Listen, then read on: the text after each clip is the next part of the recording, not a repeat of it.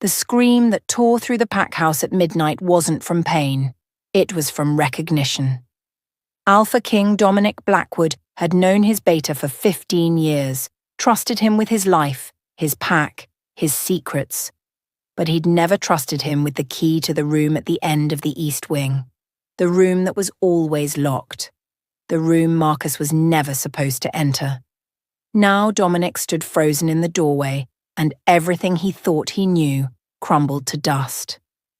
3 hours earlier, Dominic had driven through the pack house gates with nothing on his mind but a hot shower and 12 hours of sleep. The diplomatic summit with the Northern Packs had dragged on for a week, full of posturing alphas and territorial disputes that made his head pound. He'd cut it short by 3 days, let the council handle the rest. He was done. The pack house was quiet when he entered through the kitchen door. Past midnight. Most of the pack would be asleep, and he preferred it that way. No greetings to acknowledge, no problems to solve. Just silence and his own bed. He was halfway up the back stairs when the scent hit him. Dominic stopped. His hand gripped the banister hard enough to crack the wood. Something floral drifted through the air, delicate, aching, like moonflowers after rain, sweet and sorrowful all at once. It wrapped around him and pulled, a hook sinking into his chest. His wolf, silent for 3 years, dormant since the curse that stole his ability to shift, exploded to life inside him. Mate. The word roared through his skull like thunder. His wolf clawed at the walls of his mind, desperate, furious, demanding. Mate. Find her. Now. Dominic couldn't breathe. His mate. After 34 years, after giving up hope, after accepting that the curse had taken everything including this, his wolf had found her. He moved without thinking, following the scent through the pack house like a man possessed. Up another flight of stairs, down the East Wing corridor, past the guest rooms and the old storage closets He stopped at Marcus's door. The scent was strongest here. Moonflowers and something underneath it. Something wrong. Fear. Pain. Despair so thick it coated his tongue. Dominic tried the handle. Locked. He didn't knock. He didn't call out. He simply put his shoulder to the door and broke it off its hinges. Marcus's quarters were empty. The sitting room looked normal. Leather furniture, papers on the desk, a glass of whiskey half finished on the side table. But the scent pulled him forward, past the bedroom, to a door he'd never noticed before. It was hidden behind a heavy tapestry, the wood reinforced with iron bands. This door had 3 locks. Dominic ripped it open anyway. The room beyond was small and windowless, carved from stone like a cell. A single oil lamp flickered on a wall mount, casting shadows that danced and writhed, and chained to the far wall, wrists bound in silver-laced iron that had rubbed her skin raw and bloody, was a woman. She was filthy. Her dark hair hung in matted tangles around a face that was all sharp angles, cheekbones too prominent, jaw too defined, the hollows beneath her eyes like bruises. A torn dress hung off her frame and he could count her ribs through the thin fabric. She'd been starved. For a long time. The details of the room registered in fragments. A small cot with a stained mattress, a bucket in the corner, and covering the wall beside her, scratched into the stone with what must have been her own fingernails. Tally marks. Rows and rows of them. Dominic counted. Stopped counting. Started again. 217 marks. More than 7 months. His wolf went mad. The sound that came out of Dominic wasn't human. It was something torn from a place deeper than his chest, deeper than his bones. Rage like he'd never known flooded his system, turning his vision red at the edges. His claws punched through his fingertips, the first time in 3 years, and he felt his canines lengthen, his wolf fighting to emerge despite the curse that held it back. Someone had done this. Someone had chained his mate in this hole and left her to rot. He forced himself to move forward slowly.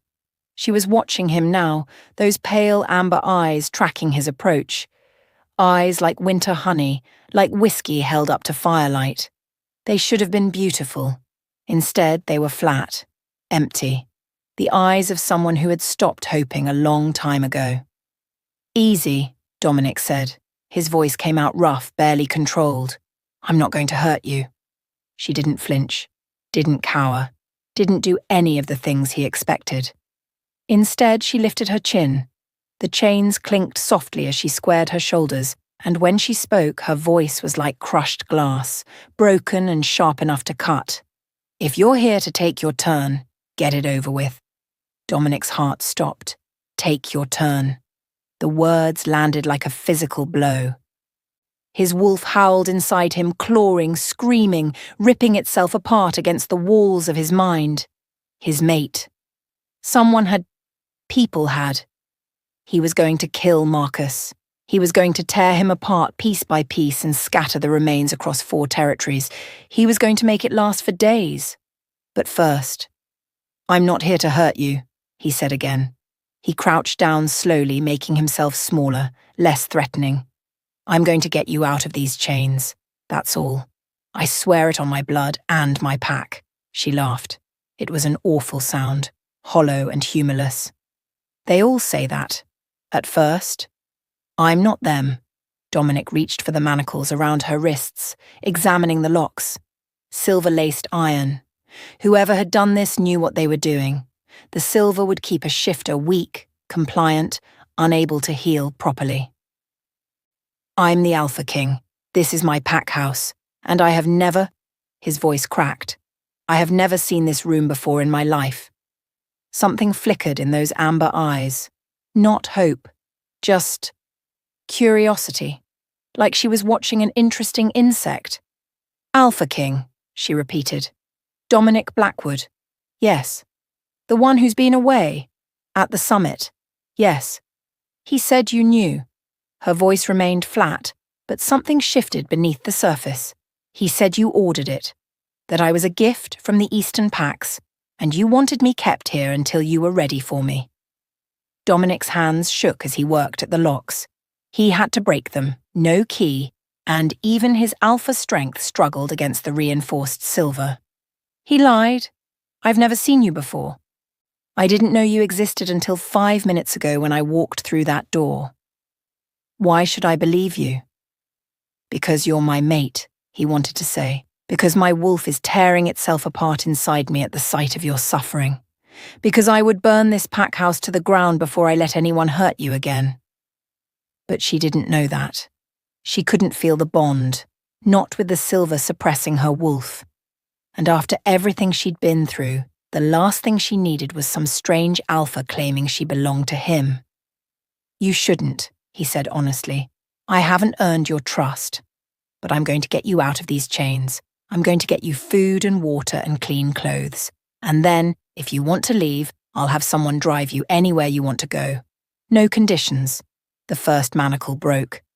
She gasped as her right arm fell free, and he saw the full extent of the damage, the silver burns, the infected wounds, the places where the metal had worn down to bone. 7 months. She'd been here for 7 months while he attended council meetings and pack gatherings and diplomatic summits, living his life 20 feet above her head. "Why?" she whispered. Dominic broke the second manacle and caught her as she collapsed forward, too weak to stand. She weighed nothing. He could feel every bone in her body through her skin. "Because it's right," he said. "Because you're a person, and not a thing. And because whoever did this is going to answer for it." He lifted her carefully, cradling her against his chest. She tensed but didn't fight, probably too exhausted to try. "What's your name?" he asked. Those amber eyes met his. Something flickered there again. Not hope, not yet. But maybe the first crack in the wall she'd built around herself. "I don't remember." Dominic carried her out of the room, out of Marcus's quarters, out of the East Wing. Pack members appeared in doorways as he passed, drawn by the commotion, by the scent of blood and silver, by the sight of their Alpha King covered in rust and carrying a half-dead woman in his arms. "Find Marcus," he commanded. His voice echoed off the walls like a death sentence. "Find him and bring him to me in chains. And if anyone tries to warn him, if anyone helps him run..." He let the threat hang, unfinished. He didn't need to finish it. They understood. The packhouse doctor was waiting in the medical wing when Dominic arrived. Dr. Sarah Chen took one look at the woman in his arms and went pale. "Goddess above," she breathed. "What happened to her?" "Marcus happened to her." Dominic laid his mate on the examination table as gently as he could. 7 months in silver chains, possibly longer. I want a full assessment, and I want to know exactly what was done to her. Everything. Sarah's hands were already moving, checking pulse, checking pupils, cataloguing injuries. Her expression grew grimmer with each passing second. She's severely malnourished, dehydrated. The silver exposure has suppressed her wolf almost completely. I'm not even getting a read on her beast. Multiple healed fractures that set wrong, scarring that suggests... She stopped, swallowed. "I need to do a full exam. You should step outside." "No." The woman's voice was barely a whisper, but it stopped them both. She was looking at Dominic with those hollow amber eyes. "Don't leave me alone with anyone. Please." His wolf keened. His mate was afraid. His mate didn't trust anyone. His mate had been broken so thoroughly that she couldn't even remember her own name. And his beta, his best friend, his brother in everything but blood, had done it. "I'll stay," Dominic said. "I won't touch you, and I won't look unless you want me to. But I'll stay." She nodded. Just once, and then her eyes fluttered closed, exhaustion finally claiming her. Dominic stood guard while Dr. Chen worked. He stood guard while pack members came and went with reports. Marcus's car was gone. He'd fled hours ago, probably warned by someone. He stood guard while dawn broke over the pack house, and word spread through the territory like wildfire. Their beta had kept a woman in chains. Their alpha king had found his mate in a dungeon. And somewhere out there, Marcus was running. Dominic looked at the sleeping woman on the table, at the silver burns and the broken bones and the tally marks still stained into her fingernails. He would find Marcus. He would get answers. And he would make sure no one ever hurt this woman again. Even if it meant tearing his pack apart to do it. Wanting to see what would happen next? Subscribe to this channel to get to listen to more of our upcoming exciting stories. Click on the subscribe button now. Thank you. Chapter 2. Dawn painted the medical wing in shades of pale gold, but Dominic saw none of it. He'd been standing in the same spot for 6 hours, watching the rise and fall of his mate's chest, counting each breath like it might be her last. She hadn't woken since collapsing on the examination table. Dr. Chen said that was normal. Her body was shutting down everything non-essential to focus on healing. 7 months of starvation and silver poisoning didn't repair itself overnight. Alpha. Dominic didn't turn at the voice. He knew who it was. Elena Vasquez, the pack's chief healer, had arrived an hour ago after being summoned from the outer territories. She was the best they had, trained in both human medicine and the old ways, the herb lore and spirit work that most modern packs had forgotten. "Tell me," he said. Eleanor moved to stand beside him, her dark eyes fixed on the sleeping woman. She was in her 60s, silver-streaked hair pulled back in a practical braid, and she'd served 3 generations of Blackwood alphas. Nothing shocked her anymore, until now. "I've completed my assessment." Her voice was steady, professional, but Dominic could hear the tremor underneath. "Would you like the full report or just the summary?" "Full." Eleanor pulled out a tablet, scrolling through her notes. Multiple healed fractures, ribs, left wrist, right ankle, 2 fingers on her left hand, all set improperly and healed at odd angles. She'll need them rebroken and reset if she ever wants full mobility. Extensive scarring on her back and thighs, some old, some newer. The patterns suggest a whip or a belt. Silver burns on her wrists and ankles, obviously, but also around her throat. Someone collared her at some point. Dominic's claws punched through his fingertips again. He didn't bother retracting them. "Continue." "Malnutrition is severe. Based on her muscle wasting and bone density, I'd estimate she's been on starvation rations for at least 6 months. Her wolf is almost completely suppressed. I can barely sense it. The prolonged silver exposure may have caused permanent damage. We won't know until she's recovered enough to attempt a shift. Eleanor paused. There's evidence of repeated sexual assault. Old scarring. I can't determine frequency or timeline without more invasive testing, and I won't put her through that unless she consents. The red haze at the edges of Dominic's vision spread. His wolf was a constant howl in his skull now, demanding blood, demanding vengeance, demanding he hunt down the man who had done this and tear out his throat with his teeth. "And the mark?" he asked. His voice came out wrong, too deep, too rough, more wolf than man. Eleanor's composure finally cracked.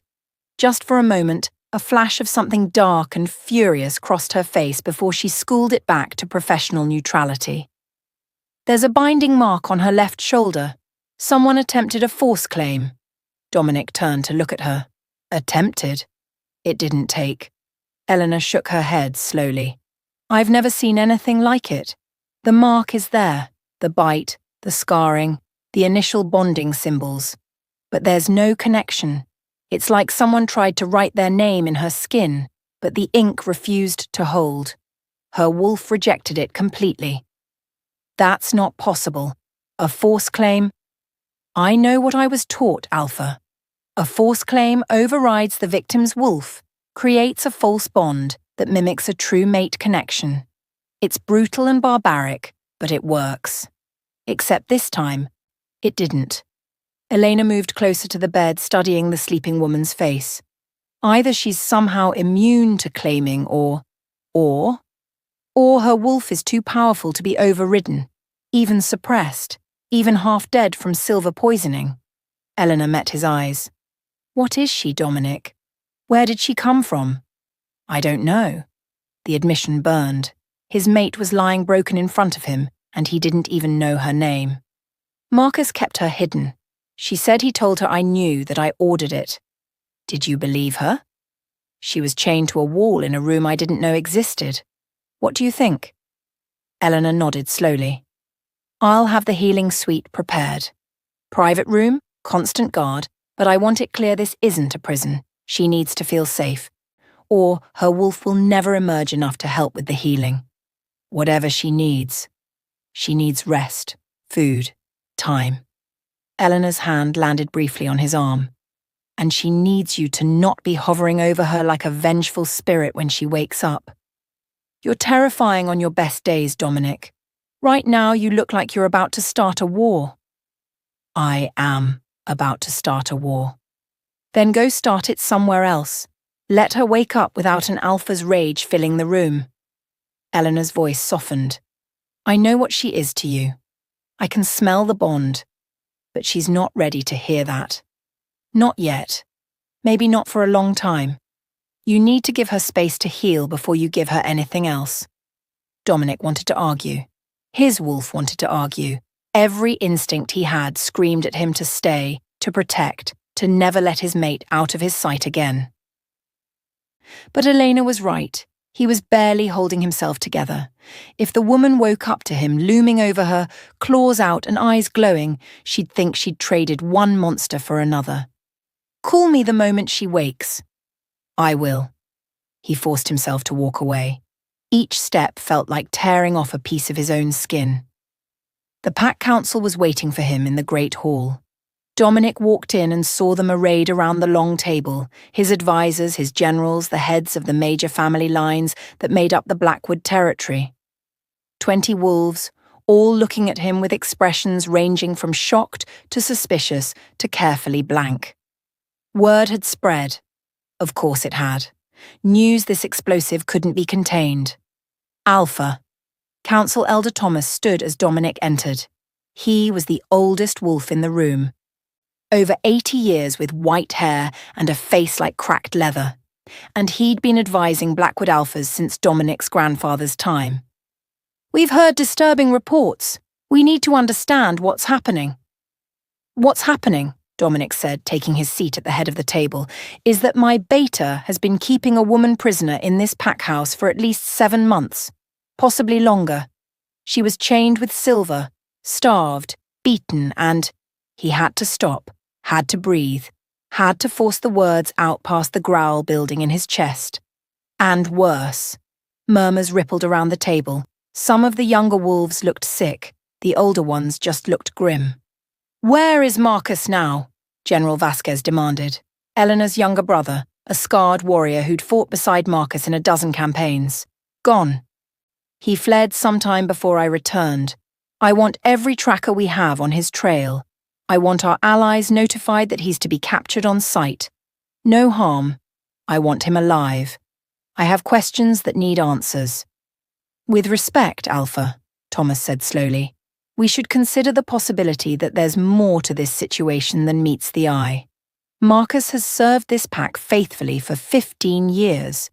Perhaps what?" Dominic's voice cracked like a whip. "Perhaps the woman chained herself to that wall. Perhaps she enjoyed being starved and beaten for 7 months. Of course not. But we don't know who she is or where she came from. For all we know, she could be a spy, an assassin, someone sent to—" "She's my mate." Silence. Absolute ringing silence. Dominic hadn't meant to say it. Not yet. Not like this. Not to a room full of political sharks who would immediately start calculating what this meant for alliances and bloodlines and the future of the Blackwood dynasty.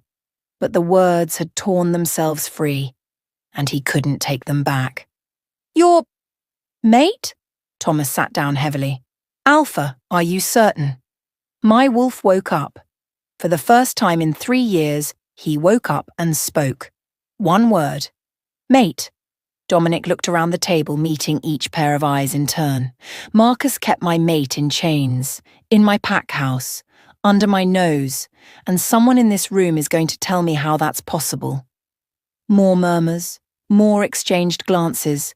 Dominic watched them all, looking for guilt, for fear, for any sign that someone else had known, that someone else had been part of this.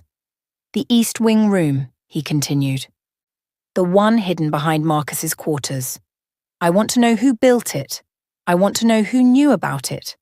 I want every record from the last 3 years examined for any mention of a female prisoner, any unexplained expenses, any unusual requests from Marcus." "It will be done," General Vasquez said. His face was hard, closed off. "But Alpha, if Marcus was truly hiding your mate, there must have been a reason. What did he want from her?" "I don't know yet, but I intend to find out." Dominic spent the next 8 hours in a whirlwind of activity that did nothing to quiet his mind. He reviewed security footage that conveniently showed nothing. The cameras in the East Wing had been disabled for maintenance months ago. He interrogated servants and guards who swore they'd never seen or heard anything unusual. He sent messages to allied packs and received appropriately horrified responses, along with promises to watch for Marcus. Nothing. No answers. No trail.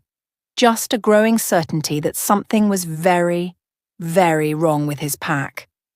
The sun was setting when Eleanor's message finally came. She's awake. Dominic was at the healing wing in minutes. He forced himself to stop outside the door, to take a breath, to pull his wolf back from the surface. He wasn't going to terrify her. He wasn't going to overwhelm her. He was going to be calm and controlled and give her every reason to trust him. He pushed open the door. She was sitting up in bed, which was an improvement. Someone had bathed her and changed her into a soft white nightgown that made her look even more fragile, more breakable. Her dark hair had been washed and combed, falling around her shoulders in damp waves. The hollows of her face seemed even more pronounced in the evening light, but her eyes, those pale amber eyes, were alert, watchful, tracking him as he entered the room with the wariness of a wild animal assessing a predator. "Alpha King." Her voice was still rough but stronger than before. "I thought you'd send someone else." "I wanted to come myself." Dominic stopped several feet from the bed, giving her space. "I wanted to see how you were doing, and I wanted to ask you some questions, if you're feeling up to it." She laughed. That same hollow sound from the night before. "Questions. Of course. Everyone always has questions. You don't have to answer anything you don't want to. I meant what I said. You're not a prisoner here. When you're strong enough to travel, you can leave." but I'm trying to understand what happened, why Marcus did this, and I think you might be the only one who knows." She studied him for a long moment. Those amber eyes didn't blink. "You really didn't know," she said finally. "You really had no idea I was there." "I swear it on my blood and my pack." "I believe you." Something shifted in her expression, not softening exactly, but a slight easing of tension. "I can always tell when someone's lying." Dominic moved to the chair beside her bed, lowering himself into it slowly. "What do you mean?" "It's complicated." She looked away toward the window where the last light of day was fading to purple. "My name is Sarah. I'm from the Ashwood Pack." Dominic went still. Ashwood. The name hit him like a physical blow, dragging up memories he'd tried to bury. A massacre. 37 wolves slaughtered in a single night, their bodies torn apart and scattered through the forest. He'd investigated it himself 3 years ago, spent weeks tracking the killers, and eventually concluded it was the work of rogues. Feral wolves who'd lost their humanity and attacked the small pack for territory. "Ashwood was destroyed 3 years ago," he said slowly. "I thought there were no survivors." "That's what everyone was supposed to think." Sarah's voice was flat. "But there was one survivor. Me. Marcus made sure of it." "Marcus was involved in the Ashwood massacre?" "Marcus led it." She turned back to face him, and her eyes were burning now, not with hope, not with fear, but with a cold and terrible rage. "It wasn't rogues, Alpha King. It was wolves from your pack, acting on your beta's orders. They killed everyone I ever loved. My parents, my brothers, my grandmother, my entire world. And then Marcus dragged me out of the ashes and put me in chains because he needed what I could do." Dominic's mind was reeling. 3 years. The investigation he'd conducted, the conclusions he'd drawn, the rogues he'd hunted down and executed for a crime they hadn't committed. "I don't understand," he said. "Why? Why would Marcus slaughter an entire pack?" "Because of what we are. What I am." Sarah pulled down the collar of her nightgown, revealing her left shoulder. The failed claiming mark stood out against her pale skin like a brand.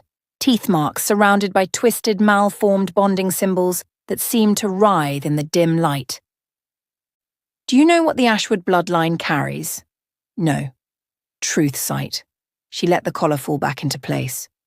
"Every wolf in my line is born with the ability to see through any lie, any illusion, any deception.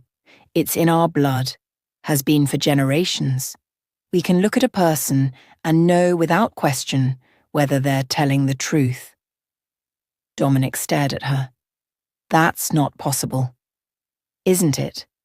Then how did I know you weren't lying when you said you didn't know I was chained in that room? How do I know right now that you're afraid? Not of me, but of what I'm going to tell you next." His wolf stirred uneasily. Because she was right. He was afraid. A bone-deep dread was building in his chest, a certainty that whatever came next was going to change everything. "Why did Marcus want this ability?" he asked, though he already knew. The shape of it was forming in his mind like a nightmare taking form. "Why do you think?" Sarah's laugh was bitter. "For years he's been using me to manipulate pack politics. Every ally who came before you, every enemy, every suspicious wolf. Marcus would bring them to me first. He'd force me to watch through a gap in the wall while they spoke, and afterward, he'd ask me what I saw. Who was lying? Who was planning betrayal? Who could be trusted?" Dominic felt the blood drain from his face. "And then," Sarah continued, "based on what I told him, Marcus would handle them. Sometimes he'd warn them off. Sometimes he'd have them killed.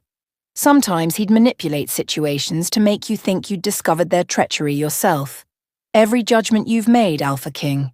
Every alliance you've formed, every execution you've ordered. It all went through me first.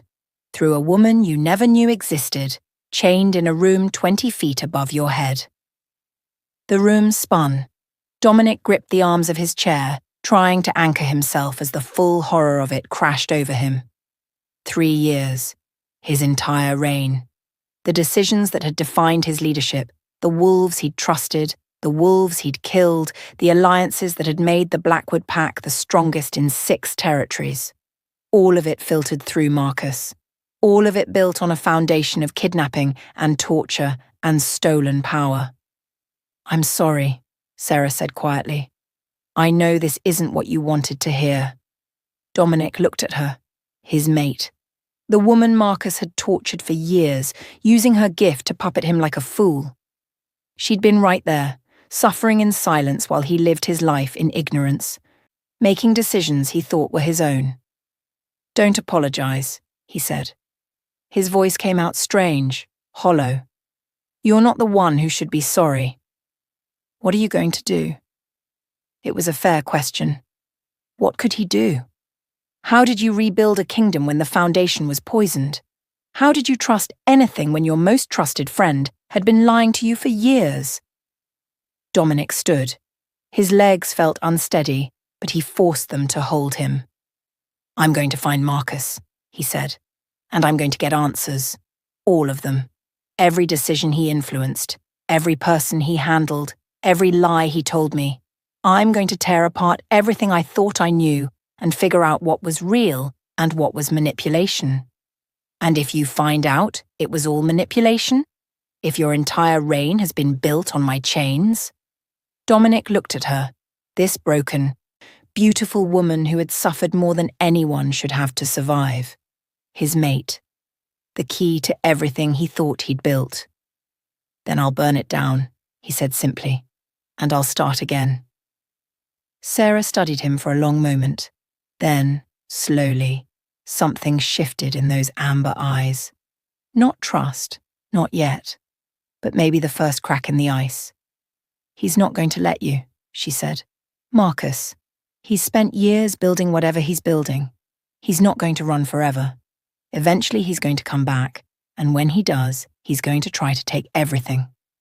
Including you, especially me." Her hand drifted to her shoulder to the failed claiming mark. "He's tried 3 times to force a bond. It's never worked. My wolf won't accept him. But he keeps trying. He's obsessed with the idea that if he can claim me properly, he'll have truth sight for himself. That's not how bonds work." "I know, but Marcus believes it. He's convinced that a true mate bond would let him share my gift, access it directly." She met his eyes.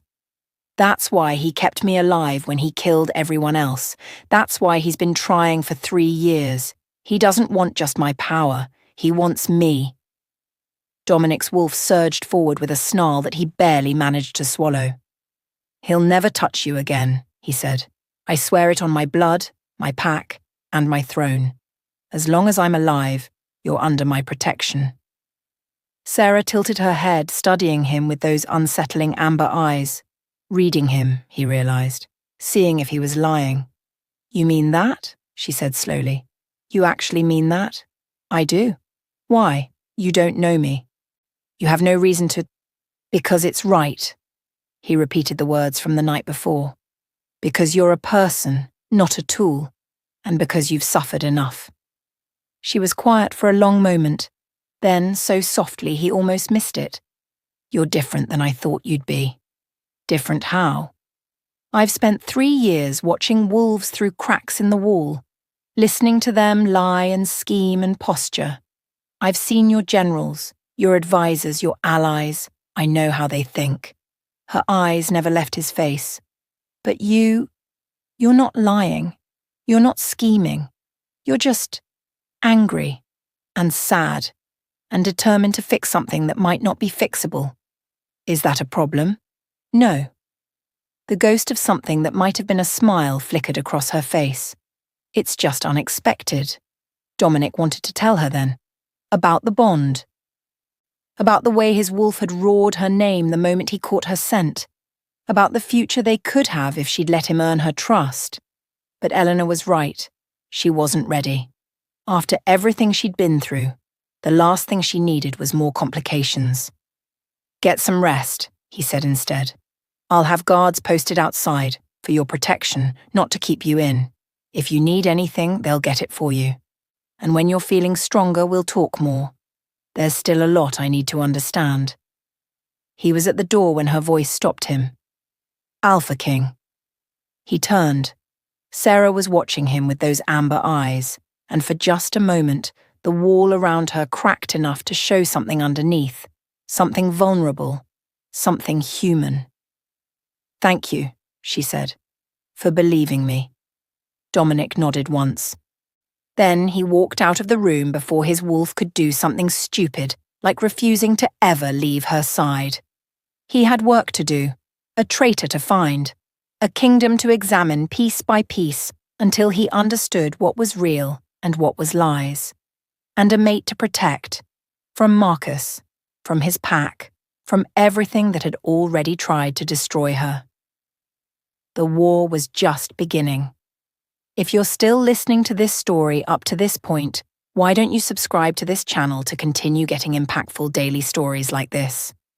We would be most grateful if you can do that to help boost this video to reach everyone. Thank you. Chapter 3. 3 days passed in a blur of investigations and sleepless nights. Dominic had his people tearing apart every record from the last 3 years. Financial documents, communication logs, security footage, personnel files. The deeper they dug, the worse it got. Marcus's fingerprints were everywhere, subtle manipulations woven so carefully into the fabric of pack governance that separating truth from deception felt like trying to untangle a spiderweb in the dark. Sarah helped when she could. She was still weak, still healing, but she insisted on reviewing the records with him. Her truth sight didn't work on paper. She needed to see a person's face, hear their voice, but her memory was sharp. She remembered conversations overheard through the walls of her prison. Names, dates, details that corroborated the documentary evidence and filled in gaps that would have taken months to uncover otherwise. She still flinched when anyone moved too quickly near her. She still woke screaming in the night, according to the guards posted outside her door. But during the day when they worked together in his study, she was focused, determined. Like channeling her pain into exposing Marcus's crimes was the only thing keeping her from drowning in them. Dominic tried not to think about the bond. He tried not to notice the way his wolf calmed when she was nearby, or the way her scent, moonflowers after rain, now tinged with the healing herbs Elena was using, had become the only thing that could quiet the rage burning in his chest. She wasn't ready. She might never be ready. And pushing her would make him no better than the man who had chained her. So he kept his distance. He gave her space. And he pretended that every cell in his body wasn't screaming to close the gap between them. On the morning of the 4th day, his head of security burst into his study without knocking. "Alpha, he's here." Dominic looked up from the financial records he'd been reviewing. "Who?" "Marcus." The man's face was pale. "He just drove through the front gates. No escort, no weapons. He's asking to speak with you." Dominic was on his feet before the sentence was finished. The throne room hadn't been used for formal proceedings in years. Dominic preferred the more casual setting of his study for pack business. The high-backed stone chair and elevated platform felt too much like posturing. But today he'd given orders to prepare it. Today wasn't about comfort, it was about sending a message. He sat in the throne now, watching the doors at the far end of the hall. Sarah stood at his right side, wearing a deep blue dress that marked her as a protected witness under pack law. Eleanor had done what she could with makeup to hide the worst of the bruising, but nothing could disguise the gauntness of her frame or the shadows in her eyes. She hadn't wanted to come. She'd spent 20 minutes arguing that facing Marcus would accomplish nothing, that she'd already told Dominic everything she knew, that putting her on display like this would only give Marcus more power over her. Dominic had listened. Then he'd explained that the pack needed to see her standing at his side, free and protected. They needed to understand that whatever Marcus said, whatever justification he offered, Sarah was the victim here. Not a tool, not leverage, a person who had been brutalized by someone they all trusted. She'd agreed, eventually. But her hands were trembling now and her scent had sharpened with fear. "You don't have to stay," Dominic murmured, low enough that only she could hear. "If this is too much, I need to see his face when he lies." Her voice was steady even if her hands weren't. "I need to know if he actually believes the things he told himself to justify what he did." The doors swung open. Marcus strode in like he owned the place. He looked exactly as Dominic remembered, tall, broad-shouldered, dark hair threaded with silver at the temples, his beta, his brother in everything but blood. 15 years of friendship and shared battles and absolute trust, walking toward him with that familiar, confident stride. He wasn't in chains. Dominic had considered ordering him restrained but decided against it. He wanted to see what Marcus would do when given the freedom to run or fight or grovel. He wanted to understand what was going through the mind of the man who had betrayed him so completely. Marcus stopped at the foot of the throne platform. His eyes swept the room, the assembled council members along the walls, the guards at every door, and finally Sarah, standing in her blue dress with her chin lifted and her amber eyes burning. He smiled. Not a nervous smile, not a placating smile. A genuine smile, warm and almost fond, like he was greeting an old friend at a party. "Dominic," he said, "I see you've been busy." The rage that Dominic had been keeping banked for 3 days roared to life. His claws punched through his fingertips, his eyes burned gold as his wolf surged forward, fighting for control. "You have 3 seconds to explain yourself," Dominic said. His voice came out wrong, layered with the growl of his beast. "Choose your words very carefully." Marcus didn't flinch. He didn't drop his gaze. He stood there in front of the throne where he'd stood 1,000 times before, and he looked at Dominic with something that might have been pity. "I know what this looks like," he said. "I know what she's told you, and I'm not going to insult you by pretending I didn't do the things I did, but before you pass judgment, you need to understand why. Why you kept a woman in chains for 3 years, why you slaughtered 37 innocent wolves, why you manipulated every decision I've made since taking the throne." Dominic's voice rose with each question. "By all means, Marcus, enlighten me." "Because I was trying to save your life." Silence crashed through the throne room. Dominic stared at his beta. Marcus's expression hadn't changed, still calm, still certain, still wearing that infuriating hint of a smile. "Explain," Dominic said. Marcus moved forward, and every guard in the room shifted toward him. He stopped, raising his hands slightly. "May I?" He gestured towards Sarah. "This will make more sense if I can show you what I mean. You don't touch her. You don't go near her. I don't need to touch her. I just need you to look at her." Marcus's eyes locked onto Sarah's face. "At her shoulder. At the mark I left there." Sarah went rigid beside him. Her hand drifted unconsciously to her left shoulder, covering the place where the failed claiming mark twisted beneath her dress. "I know about the mark," Dominic said. "Eleanor told me.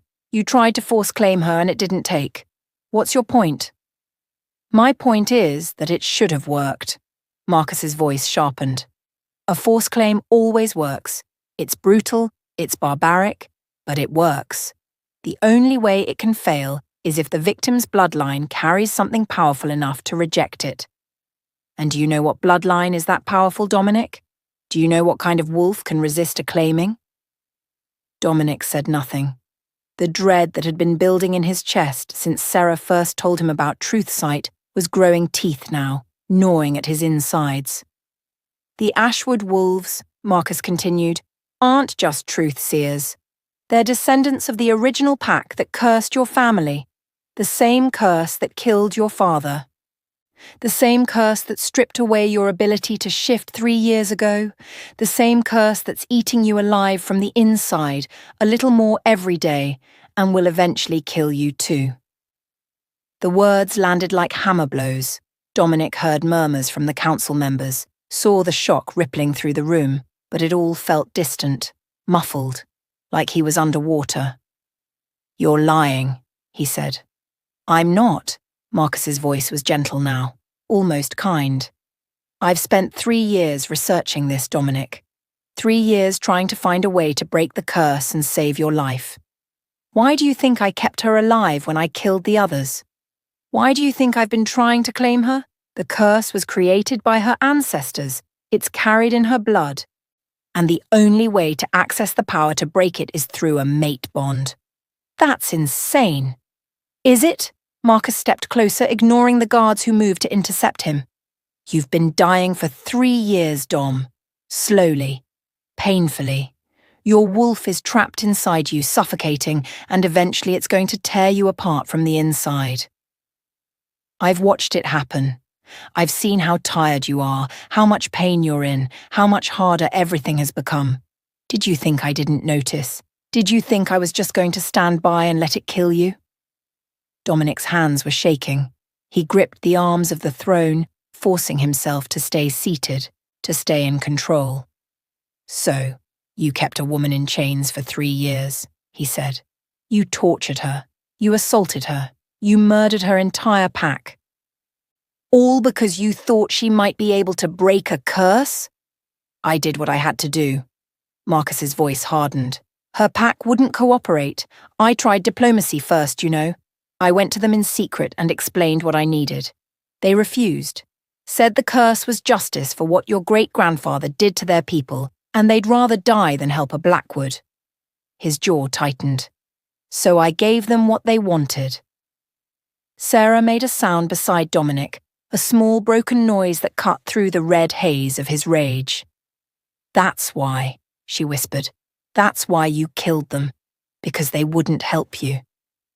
Marcus looked at her then, and something flickered across his face. Regret, maybe. Or something that wanted to look like regret. "I'm sorry," he said. "I truly am. I know you don't believe that, but it's true. I didn't want to hurt you. I didn't want to hurt any of them.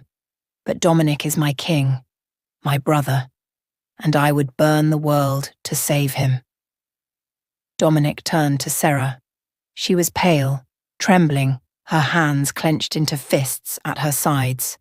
But her eyes were fixed on Marcus's face with the unwavering focus of her gift. "Is he lying?" Dominic asked quietly. Sarah's throat worked. "No." The word fell like a stone into still water. Dominic saw the council members exchange glances, saw understanding dawn on their faces. "He believes what he's saying," Sarah continued. Her voice was barely audible. "He genuinely thinks he was protecting you. He genuinely thinks the curse connection is real. He genuinely believes that everything he did was justified." "Because it was," Marcus said. "I know I went too far. I know the methods were extreme. But the goal was always the same. Saving your life, Dominic. Protecting my king." Dominic sat in silence for a long moment. He could feel his wolf raging inside him, demanding blood. He could feel the weight of every eye in the room, waiting to see what he would do. He could feel Sarah beside him, her fear and her pain and her quiet, terrible strength. Marcus believed he was right. That was the worst part. He hadn't done these things out of cruelty or ambition or madness. He'd done them out of loyalty, out of love, in his own twisted way. "It doesn't matter," Dominic said finally. Marcus's confident expression flickered. "What? It doesn't matter why you did it." Dominic rose from the throne, and his voice echoed through the hall. "You murdered 37 innocent wolves. You kidnapped and tortured a woman for 3 years. You manipulated every decision I made as Alpha King, undermining my judgment and my authority. You committed crimes that would earn any other wolf a death sentence, and you did it all without telling me, without asking me, without giving me any choice in the matter. Because you would have said no." Marcus's voice rose to match his. "You would have tried to find another way, and there is no other way. Her blood is the key. A mate bond is the only..." I would rather die than become what you've become." The words rang through the throne room like a bell. Marcus went still. "You were my brother," Dominic continued, his voice cracked. "I trusted you with everything, my pack, my secrets, my life, and you used that trust to turn me into a puppet. You let me believe I was making my own choices while you pulled the strings. You let me execute wolves who might have been innocent, based on information you extracted through torture. I never lied to you about what I saw. No, you just controlled what I was allowed to see." Dominic stepped down from the platform, closing the distance between them until they stood face to face. "That's worse, Marcus. That's so much worse." Don't. The word came out as a snarl. "You don't get to call me that anymore. You don't get to act like we're still brothers, like this is something we can work through. You destroyed that the moment you put chains on an innocent woman." Marcus's jaw tightened. For a moment, something dangerous flickered in his eyes, something that reminded Dominic that whatever else Marcus was, he was still one of the most deadly wolves in 6 territories. "So what happens now?" Marcus asked. "You execute me? Lock me in the same cell where I kept her? Make a spectacle of punishing your loyal beta while the curse keeps eating you alive?" "I haven't decided yet." Dominic stepped back, forcing himself to breathe. "You'll be held until I determine the appropriate judgment. And Marcus?" He waited until his former beta met his eyes. "If you try to escape, if you hurt anyone else, if you so much as look at Sarah wrong, I won't wait for a trial. Is that understood?" Marcus held his gaze for a long moment. Then, slowly, he nodded. "Understood, my king." The title dripped with something that might have been irony or might have been grief. Dominic couldn't tell anymore. He wasn't sure he'd ever really known Marcus at all. "Take him," he ordered. The guards moved forward and Marcus let them. He didn't fight. He didn't run. He just walked out of the throne room with that same confident stride, like he was exactly where he wanted to be. The doors closed behind him and the tension in the room didn't ease. If anything, it got worse. "Alpha." Council Elder Thomas stepped forward. His face was ashen. "If what Marcus said is true, if the Ashwood bloodline really created the curse, then I need to verify it." Dominic turned to Sarah. "Is it true? Is your bloodline connected to the curse on my family?" She was still trembling, still pale, but she met his eyes without flinching. "I don't know," she said honestly. "My grandmother used to tell stories about the old days, about feuds between packs and curses cast in blood. But I was young. I didn't pay attention.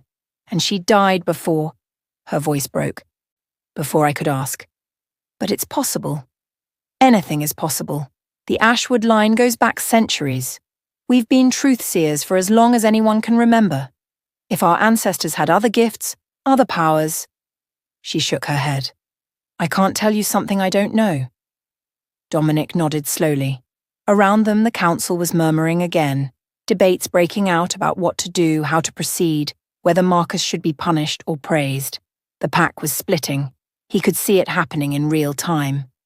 Some looked at Marcus and saw a monster who needed to be put down. Others looked at him and saw a loyal soldier who had gone too far for a righteous cause. "Enough," Dominic said. The murmuring stopped. "This council is dismissed. We'll reconvene tomorrow to discuss formal proceedings." The wolves filed out slowly. Still talking in low voices, still shooting glances at Sarah like she was a bomb that might explode at any moment. When the last one was gone, Dominic turned to find her leaning against a pillar, eyes closed, breathing hard. "I'm sorry," he said. "I shouldn't have made you do this." "You were right." She opened her eyes. They needed to see. They needed to understand. A bitter laugh escaped her. "I just didn't expect him to actually believe it. All this time, I thought he knew he was a monster. I thought he enjoyed hurting me. But he wasn't even thinking about me at all. I was just a means to an end." "That doesn't make it better." "No, it makes it worse." She pushed off the pillar, steadying herself. 3 years. 3 years of pain and degradation and loss. And he didn't even hate me. I was nothing to him. Just a key to a lock he couldn't open. Dominic wanted to reach for her. His wolf was howling at him to offer comfort, to pull her close, to promise that she would never be nothing again. But he held himself back. What he said about the curse, he said instead. About a mate bond being the key to breaking it. Do you think that's true? Sarah studied him for a long moment. Her amber eyes seemed to see right through him. I think Marcus believes it's true, but believing something doesn't make it real. She paused. Why? Are you going to ask me to try? The question hung in the air between them. Dominic thought about his wolf, trapped and suffocating inside him for 3 years. He thought about the pain that never went away, the exhaustion that no amount of sleep could cure, the slow and certain death sentence that hung over his head.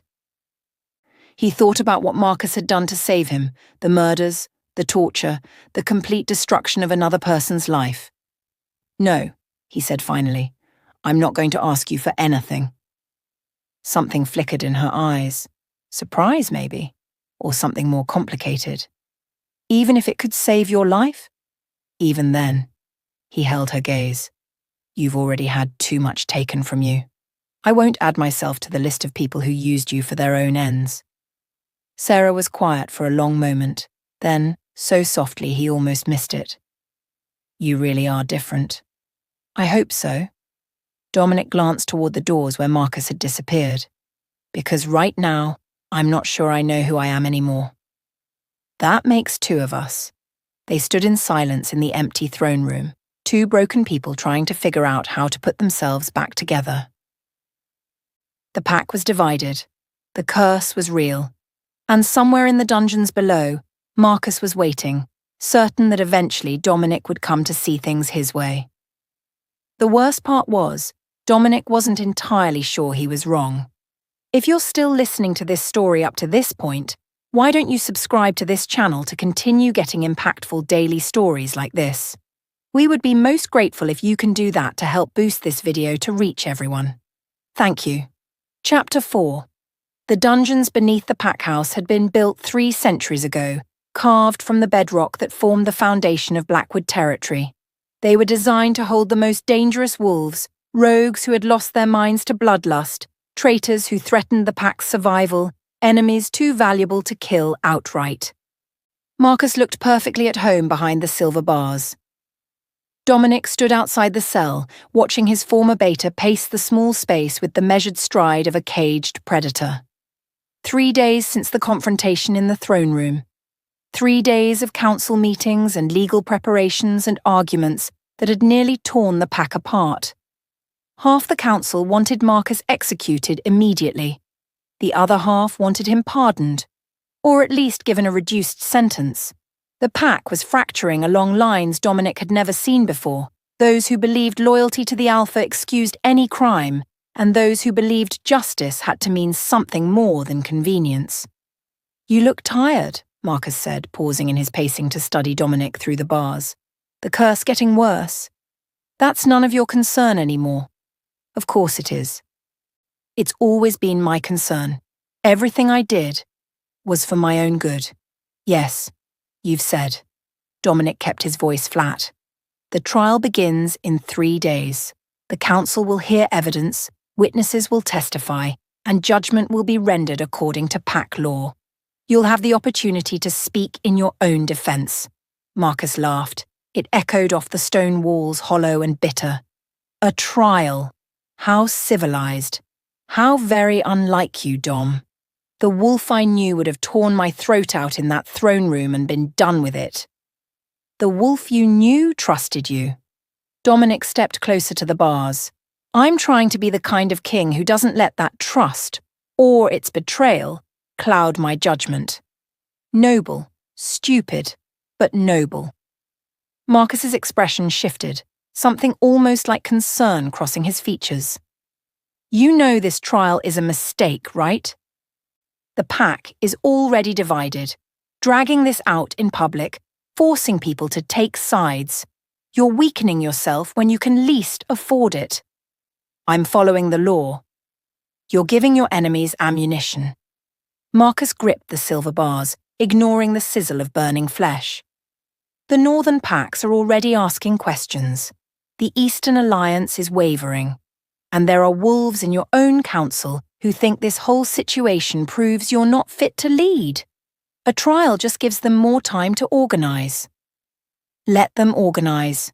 Dominic held his former beta's gaze. I won't become the kind of king who executes people without due process, no matter how much they deserve it. That's not justice. That's tyranny. It's survival. Then I'll survive differently. They stared at each other through the silver bars, two men who had once been brothers, now separated by crimes that could never be undone. Dominic searched Marcus's face for some sign of remorse, some crack in the certainty that had driven him to such monstrous acts. He found nothing but conviction. She'll never forgive you, Marcus said quietly. Sarah. Even if you give her everything she wants, even if you spend the rest of your life trying to make amends, she'll never see you as anything but the alpha whose pack murdered her family. I know. Then why are you protecting her? Why put her on display as a protected witness when you could just send her away? She's a liability, Dom. A constant reminder of everything that went wrong. Every time your wolves look at her, they'll remember that we failed her, Dominic cut him off.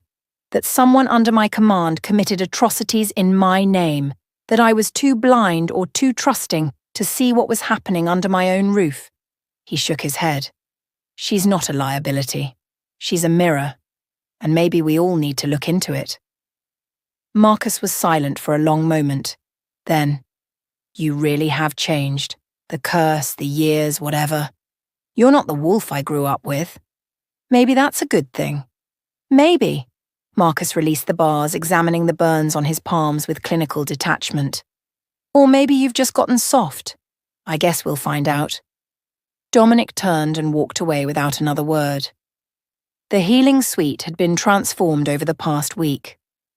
What had started as a sterile medical room now held touches of comfort. Soft blankets on the bed, books stacked on the nightstand, a vase of fresh flowers that Elena replaced every morning. Small attempts to make Sarah feel less like a patient and more like a person. She was sitting by the window when Dominic knocked, watching the sunset paint the forest in shades of gold and crimson. She'd gained weight since her rescue. Not enough, but some. Her cheeks had lost that hollow skeletal look. Her hands no longer trembled constantly, but her eyes were still guarded, still watchful, still waiting for the trap to spring. Alpha King. She didn't turn from the window. Come to check on your investment. Come to see how you're feeling. Dominic stayed in the doorway, not crossing into her space. Elena says your physical recovery is progressing well. My body is healing. The rest, she shrugged, takes longer. I know. Silence stretched between them. Dominic could feel his wolf straining toward her, could feel the bond humming in his blood like a live wire. It was getting stronger every day, harder to ignore. His wolf didn't understand why they couldn't just claim their mate, couldn't comprehend that some wounds needed more than instinct to heal. The trial starts in 3 days, he said finally. I wanted to let you know that you don't have to testify. I have enough evidence without your direct testimony, and I don't want to put you through. I'll testify, Dominic blinked. You don't have to. No one would blame you for... I said I'll testify. Sarah finally turned from the window, those amber eyes meeting his. The pack needs to hear what was done. They need to hear it from me. Otherwise, it's just...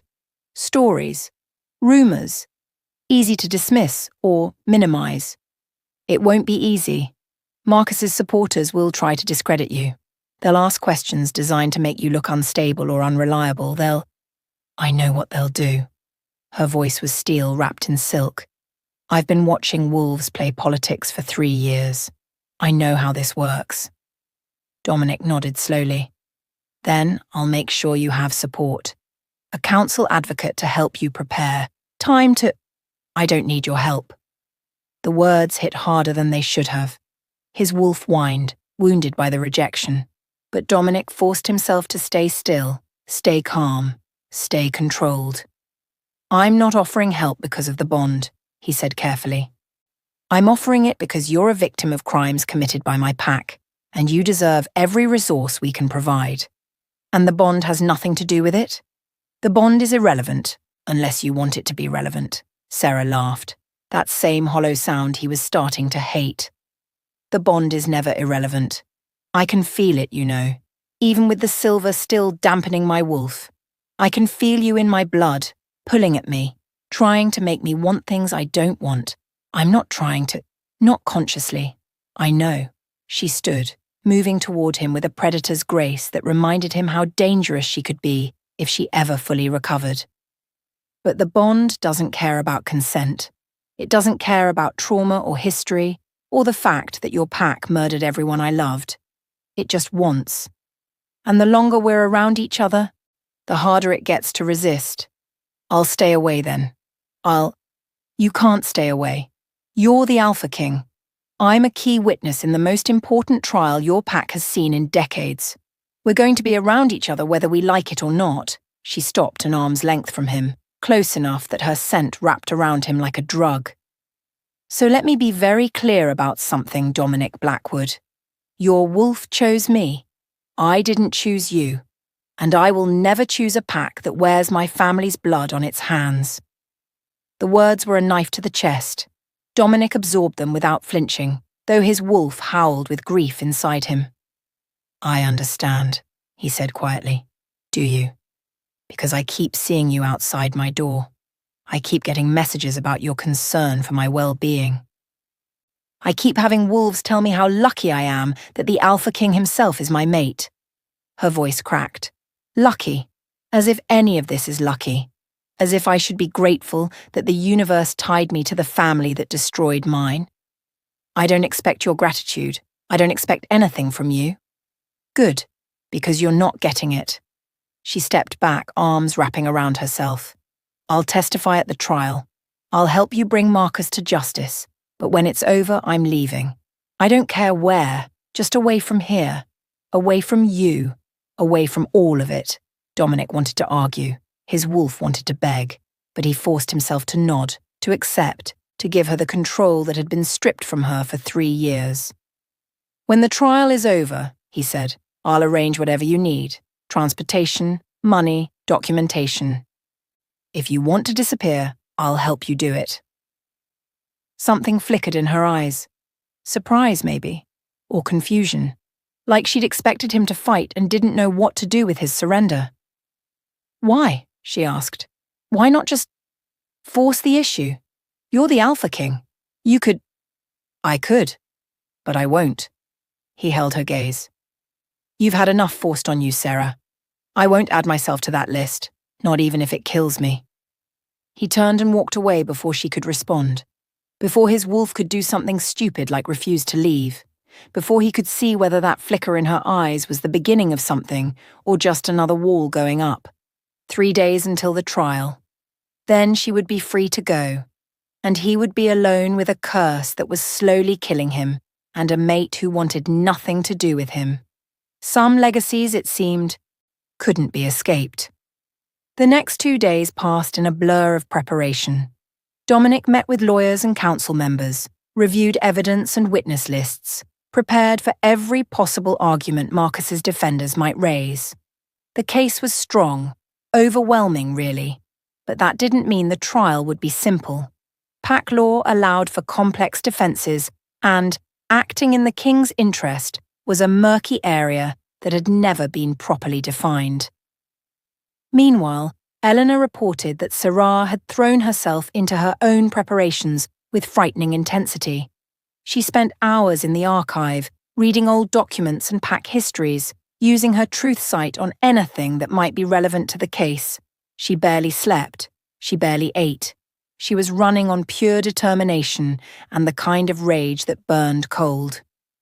On the second night before the trial, Dominic was in his study reviewing final documents when a knock came at his door. "Enter." Sarah walked in. She looked worse than she had 2 days ago, Dark circles under her eyes, a tremor in her hands that spoke of exhaustion, pushed past its limits. But her expression was alert, focused, and something in her eyes made Dominic's wolf sit up and take notice. "I found something," she said without preamble. "In the archives. Something you need to see." Dominic set down his papers. "What kind of something?" "The kind that changes everything." She moved to his desk and laid down a stack of yellowed documents. "These are correspondence records from your father's time as Alpha King. Private letters, sealed orders, communications that were never meant to be part of the official archive. How did you find them?" "I looked." Her jaw tightened. "Your archivists weren't expecting someone with truth sight to go through the collection. They hid the sensitive materials in plain sight, misfiled and mislabeled. But lies leave traces, even on paper. The organization patterns were wrong. So I dug." Dominic looked at the documents spread across his desk. His father's handwriting stared up at him. That familiar, bold script he remembered from childhood, from the notes his father would leave on his door, from the formal decrees that had shaped his early years. "What do they say?"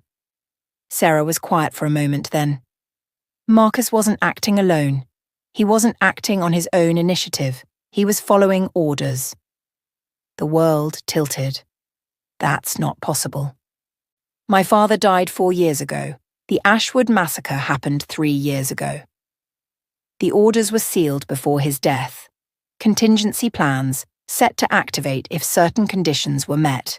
Sarah pointed to one of the letters. "Your father knew about my family's bloodline. He knew we carried truth sight, and he knew we had information that could destroy the Blackwood dynasty if it ever came to light."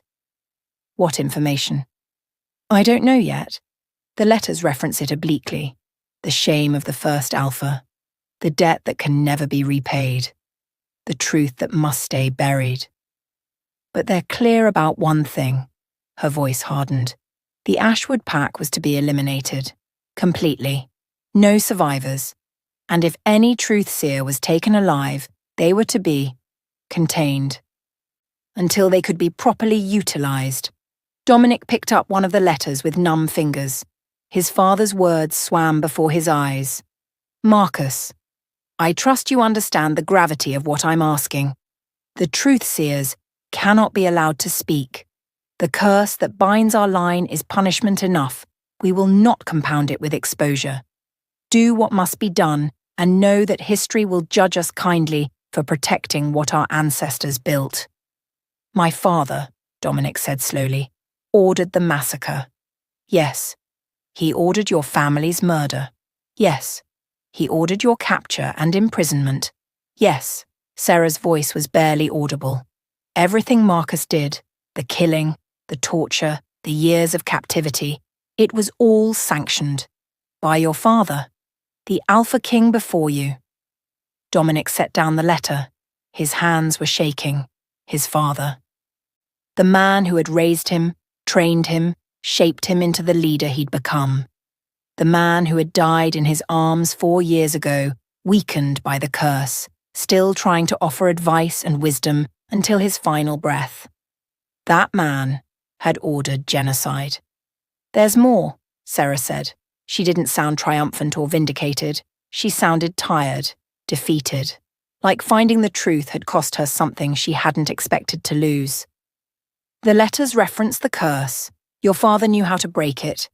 Dominic's head snapped up. "What?" "The curse on your bloodline, the one that prevents shifting, that killed your father, that's slowly killing you. He knew the cure." She pulled out another document, older than the others, the paper brittle with age. "It's all here. The curse was placed on your family 300 years ago. By a truth-seer whose daughter was taken and force-claimed by the first Blackwood Alpha. The only way to break it is to undo the original wrong." "How?" Sarah met his eyes. In the lamplight, her amber irises seemed to glow. "A true mating bond between a Blackwood and an Ashwood. Not a force claim. A genuine bond, freely chosen by both parties. The two bloodlines joined willingly, acknowledging the debt and beginning to repay it, She paused. Your father knew this. The records are clear.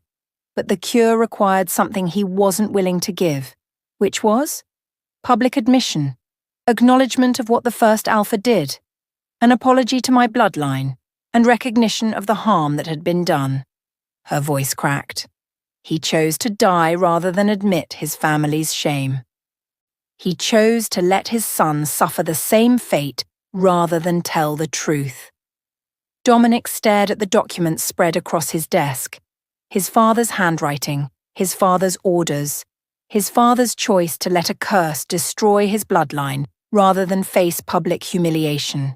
The man he had idolized, the legacy he had tried so hard to honor, built on lies, built on blood, built on the bones of Sarah's family. I don't know what to say, he managed. There's nothing to say. Sarah gathered the documents, her movements mechanical. I thought you should know before the trial. It changes things. Marcus wasn't a rogue agent. He was a loyal soldier following his king's final orders. The council will have to weigh that. It doesn't excuse what he did. No, but it explains it. And it implicates your entire family, not just your beta. She paused at the door. You should also know that I have copies of all these documents and that several other packs have made inquiries about my situation, offers of sanctuary in exchange for information. Dominic went still. Are you threatening me? I'm informing you. Her voice was flat. I have power now, more than I did in that cell. I can break your curse, but only if I choose to. And I can expose your family's crimes to every pack on the continent. You can't force me. You can't threaten me. Whatever happens next is my choice. I know. Do you? She searched his face with those unsettling amber eyes. Because most wolves in your position would be scrambling to control me right now, threatening consequences, making deals, trying to find leverage. I'm not most wolves. No. You're not. Something shifted in her expression, not softening exactly, but a slight easing of tension. That's the only reason I'm telling you this instead of just sending the documents to your enemies. She left without another word. Dominic sat alone in his study, surrounded by evidence of his father's crimes. His wolf was silent for once, stunned into submission by the weight of what they'd learned. 3 days ago, he'd been an Alpha King facing a traitor's trial. Now he was the heir to a legacy of murder and oppression, carrying a curse that could only be broken by a woman who had every reason to let him die. His enemies would smell blood soon. The Northern Packs, the Eastern Alliance, the ambitious wolves within his own council, they would all sense the weakness and move to exploit it. Without the ability to shift, without the strength of his wolf, he was vulnerable in ways an Alpha King couldn't afford to be. And Sarah held all the cards. She could save him or destroy him. She could break the curse or expose his family's shame. She could choose to stay or choose to run, and there was nothing he could do to influence her decision. Nothing except be the kind of wolf who didn't deserve the fate his ancestors had earned. Dominic looked at his father's handwriting one last time. Then he gathered the documents, locked them in his safe, and began preparing for a trial that had just become infinitely more complicated. The Blackwood legacy was crumbling, and he had no idea how to save it. If you're still listening to this story up to this point, why don't you subscribe to this channel to continue getting impactful daily stories like this? We would be most grateful if you can do that to help boost this video to reach everyone. Thank you. Chapter 5. The Great Hall had never held so many wolves. Dominic stood at the front of the room, watching representatives from a dozen packs file into the gallery. The Northern Alliance had sent 3 observers. The Eastern Territories had sent 5. Even the Southern coastal packs, usually too distant to care about Blackwood politics, had dispatched wolves to witness the trial. They smelled blood in the water. All of them. The curse-weakened Alpha King, the escaped prisoners, the revelations about the previous king's crimes. Word had spread faster than wildfire across the continent. Every ambitious wolf with dreams of expansion was watching, waiting, calculating. If Dominic fell, The power vacuum would spark a war. "They're circling," Eleanor murmured, appearing at his elbow. "I've counted at least 4 separate delegations who've made contact with council members overnight, offering alliances, making promises. Let them circle." Dominic kept his voice steady despite the exhaustion dragging at his bones. The curse was getting worse. He could feel it now, a constant pressure in his chest like his wolf was drowning. "Today is about justice. Everything else can wait." "Can it?" Eleanor's dark eyes were worried. "You look like death, Dominic. The curse—" "I know." He cut her off before she could say more. "I know what's happening, but I won't collapse in front of our enemies. Not today." The council members took their seats along the raised platform. The gallery filled with witnesses, supporters, skeptics, and spies. Guards lined the walls, watching for trouble. And in the center of the room, in a cage of silver bars that had been constructed overnight, Marcus waited. He looked calm, almost serene. 3 days in the dungeons hadn't dimmed the confidence in his eyes or the straight line of his spine. He watched the proceedings with the detachment of someone who already knew how the story would end. Dominic didn't like that look at all. "Bring in the witness," Council Elder Thomas announced. The side door opened and Sarah walked in. She was wearing the deep blue of a protected witness again, but she'd done something different with her hair, pulled it back severely, exposing the sharp lines of her face and the shadows that still lingered under her eyes. She looked fragile and fierce all at once, a blade wrapped in silk. The room went quiet as she took her place at the testimony stand. Every eye fixed on her, the mysterious woman, the survivor, the truth-seer whose bloodline had been slaughtered by the very pack now sitting in judgment. "State your name for the record," Thomas said. "Sarah Ashwood." Her voice carried through the hall without wavering. "Last surviving member of the Ashwood pack. Prisoner of this territory for 3 years, 4 months, and 17 days. Murmurs rippled through the gallery. Thomas raised his hand for silence. "You've agreed to testify about your captivity. Please tell the council, in your own words, what happened to you." Sarah was quiet for a moment. Her amber eyes swept the room, landing briefly on Marcus, who smiled at her, before moving to Dominic. Something passed between them, too quick to name. Then she began to speak. 3 years ago, I was 19 years old. I lived with my family in the Ashwood territory. My parents, my 2 brothers, my grandmother. 37 wolves in total. We weren't a large pack, but we were close. Happy. Her voice was steady, almost clinical, like she was recounting someone else's story. On the night of the autumn equinox, we were attacked. Wolves came out of the forest without warning. I recognized some of them later as Blackwood soldiers, though at the time I didn't know. They killed everyone. My father was first, then my mother trying to protect my youngest brother. I watched my grandmother die with her throat torn out while I hid in the cellar. The silence in the hall was absolute. Even the foreign representatives had stopped their whispered calculations. Marcus found me there, in the cellar. He pulled me out by my hair and looked at me for a long moment. I thought he was going to kill me too. Instead, he said, "This one lives. The king will want her." She paused, letting the words hang in the air. I learned later that the king was not Alpha Dominic. It was his father who had ordered the massacre before his death. Contingency plans set to activate if my pack ever became a threat. Apparently, the ability to see through lies makes you very threatening to people with something to hide. Dominic felt the weight of those words like a physical blow. Around him he could see council members shifting uncomfortably, his father's legacy spreading like poison through everything it touched. For the next 3 years, Sarah continued, I was kept in a room at the end of the East Wing, chained with silver. Fed just enough to survive, beaten when I refused to cooperate, assaulted when Marcus grew frustrated with my resistance. Her voice never changed pitch, never broke. She recited the horrors like a list of groceries. My gift, truth sight, was exploited constantly. Marcus would bring wolves before me, forcing me to watch through gaps in the wall while they spoke. Afterward, he would ask what I had seen, who was lying, who was planning betrayal, and based on my answers, he would handle the situation. She looked directly at Marcus for the first time since beginning her testimony. I don't know how many people died because of information I gave him.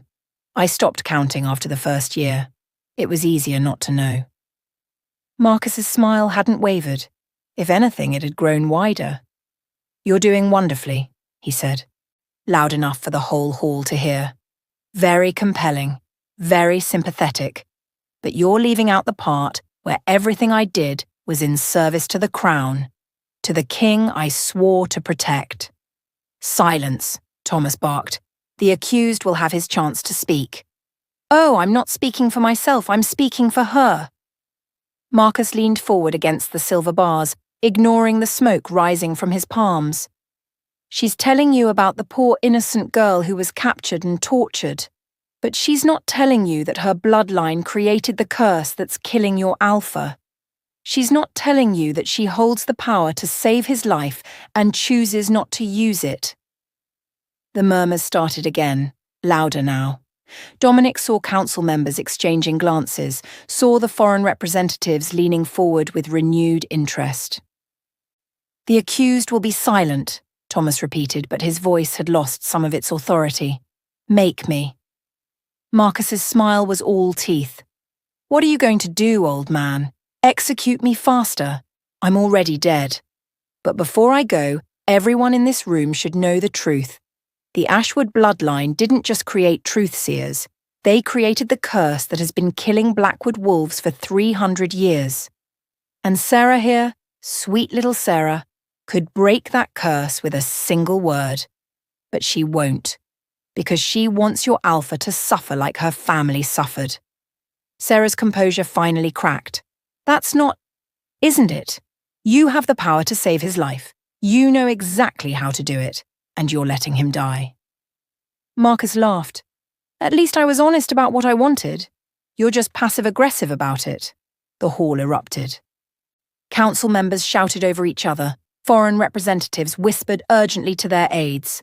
Guards moved toward Marcus's cage, uncertain what to do. Dominic stepped forward, raising his hands for silence. "Enough. This trial is about Marcus's crimes, not about the curse or its cure. The witness's personal choices are not on trial." "But they should be," someone called from the gallery. A northern wolf, his allegiance marked by the silver pine tree on his collar. "If the Ashwood bloodline created the curse, they have a responsibility to nothing." Dominic's voice cracked like a whip. "Sarah's ancestors may have cast the curse, but they did so in response to crimes committed by mine. The Ashwood pack owed us nothing. And after what we did to them, what my father ordered done, they certainly owe us nothing now."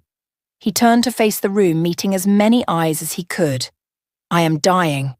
That's not a secret anymore. The curse is killing me, just as it killed my father. And yes, there may be a cure. But I will never demand that cure from a woman who has already given more than anyone should have to survive." Silence fell again. Heavier this time, weighted with things unspoken. Thomas cleared his throat. "We should proceed to the vote. The council will now consider—" "A moment, Elder Thomas." A council member rose, Lord Vance, an older wolf who had served Dominic's father for decades. "Before we vote, I believe we should toast to the pursuit of justice. I've taken the liberty of having refreshments prepared." Servants appeared with trays of drinks, wine for some, water for others, a goblet of what looked like mulled cider placed directly in front of Dominic's seat. It was a normal gesture, a traditional one even. Council sessions often included refreshments.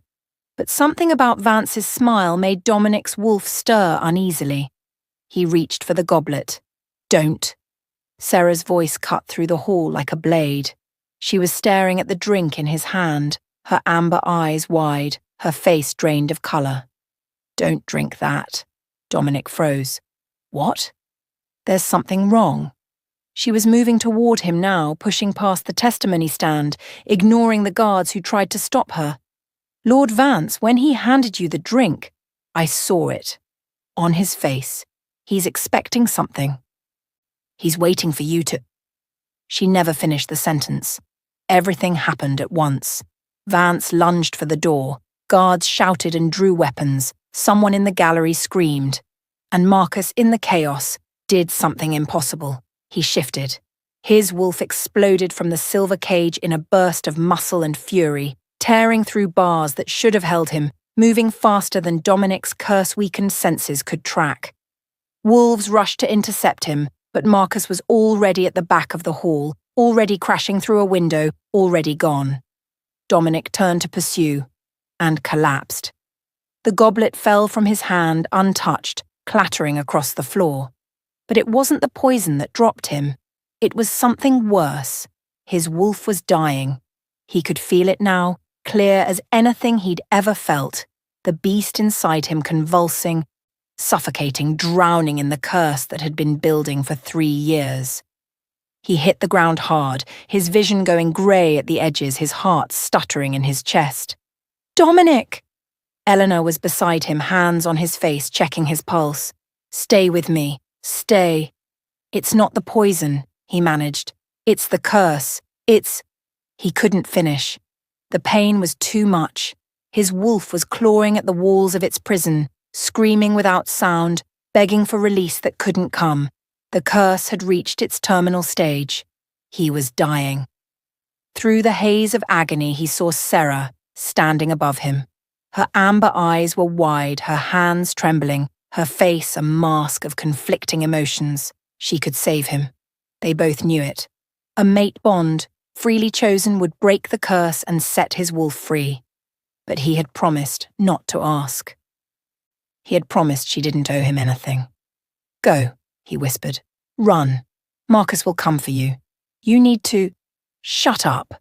Her voice was rough, angry, but she was kneeling beside him now, her hands reaching for his. "You stupid, noble, self-sacrificing fool. You were going to let yourself die rather than ask me for help. You don't owe me..." "I know I don't owe you."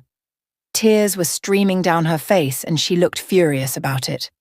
"I don't owe your pack anything. You destroyed everything I loved. Your father ordered my family's murder. Your beta tortured me for 3 years. I have every reason to let you die. Then let me." "I can't." The words seemed to surprise her as much as they surprised him. She stared down at him, her amber eyes swimming with tears and rage and something else, something that looked almost like hope. "I can't let you die," she said again, softer now. "Not because of the bond, not because of your stupid noble gestures, but because I spent 3 years watching Marcus manipulate everything around him, and I refuse to let him win. I refuse to let him take one more thing from me." She gripped his hands harder, and he felt something shift between them, the bond, dormant and waiting, beginning to stir. "I'm not doing this for love," she said. "I'm not doing this because I forgive you. I'm doing this because you're different, and that matters, because you didn't force me, because you gave me a choice. Sarah, shut up and listen." Her voice was steel again. "I'll initiate the bond. I'll save your miserable life. But I have conditions." Even through the agony, Dominic managed something like a laugh. "Conditions. You're negotiating while I'm dying." "Yes, so pay attention." She leaned closer, her face inches from his. "Marcus lives, and this war never ends. He has allies, resources, plans we don't know about. I want him hunted. I want him dead, not captured, not imprisoned. Dead. Can you do that?" "Yes." "The truth about the Ashwood massacre must be told to every pack on the continent, all of it. Your father's orders, the cover-up, everything. I want the Ashwood name cleared and the Blackwood crimes acknowledged publicly. Can you do that?" "Yes."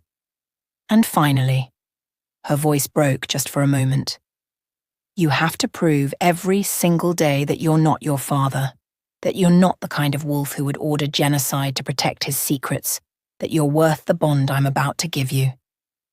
Dominic looked up at her, this broken, beautiful, impossibly strong woman who had survived horrors he couldn't imagine and come out the other side still fighting. "I'll prove it," he said, "every day, for as long as you let me." "That's not a promise you can keep. Watch me."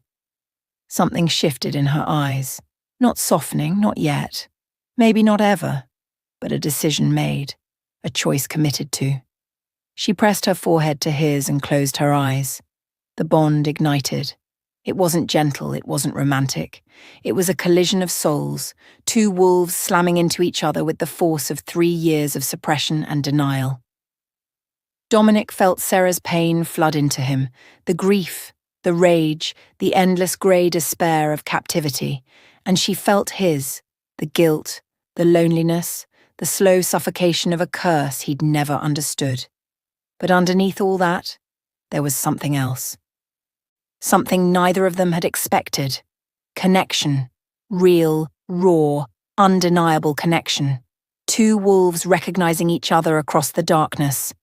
The curse shattered. Dominic gasped as his wolf surged free for the first time in 3 years. Not shifting. Not yet. But awake. Alive. Howling with joy and grief and desperate, overwhelming love for the woman who had saved them. His eyes burned gold. Eleanor made a sound of shock. "His eyes! The curse!" "It's breaking," Sarah said. She sat back, breathing hard, her own eyes flickering with amber light. "The bond is stabilizing it. He'll live." Dominic pushed himself to sitting, his body still weak but no longer dying. He stared at his hands, at the claws that punched through without resistance, at the golden glow he could see reflected in Eleanor's shocked face. 3 years. 3 years of silence and suffocation and slow death. And now, because of a woman who had every reason to let him die, he was free. "Thank you," he said. The words felt inadequate. Everything felt inadequate. "Don't thank me yet." Sarah stood, wiping tears from her face with the back of her hand. "We have a war to fight, a traitor to hunt, and a legacy to tear down and rebuild. Together?" She looked at him for a long moment. Her amber eyes were guarded still, wary still, wounded in ways that would take years to heal. But something in them had changed, something that looked almost like the beginning of trust. "Together," she said finally. "For now. Don't make me regret it." She walked toward the broken window where Marcus had escaped, her shoulders straight and her head high. A survivor, a fighter, a queen in everything but name. Dominic pushed himself to his feet and followed. Somewhere in the northern wilderness, far from the chaos of the trial, Marcus ran, not scared, not panicked. He moved through the forest with purpose, following trails he'd mapped years ago, heading toward coordinates he'd memorized long before his king returned early from that diplomatic summit. He'd known this day might come. He'd planned for it. And while the escape had been messier than he'd hoped, the outcome was exactly what he needed. Sarah had bonded with Dominic. The curse was breaking. The Blackwood line would survive. Which meant Marcus's leverage was gone, but his allies were still waiting. He reached the rendezvous point as dawn broke over the mountains. A cabin hidden in a valley that didn't appear on any map. Smoke curled from the chimney. The door opened before he knocked. "You're late," said the woman inside. She was tall, silver-haired, with eyes the colour of frozen lakes. Alpha of the Northern Reach, commander of the largest standing army on the continent. "I was detained," Marcus said, "but I'm here now, and I have everything we need." The truth seer? Bonded to Dominic, which means she's staying, which means we have time to do this right. The woman smiled. It was not a kind expression. "Then let's talk about the fall of the Blackwood dynasty, and this time we won't leave survivors." Marcus stepped into the cabin, and the door closed behind him. The war was just beginning. Thank you for watching this video. Subscribe, like, and share this video to continue listening to this type of story daily, and also to appreciate this community too. I would like to hear your wonderful opinion about this story. Please comment below.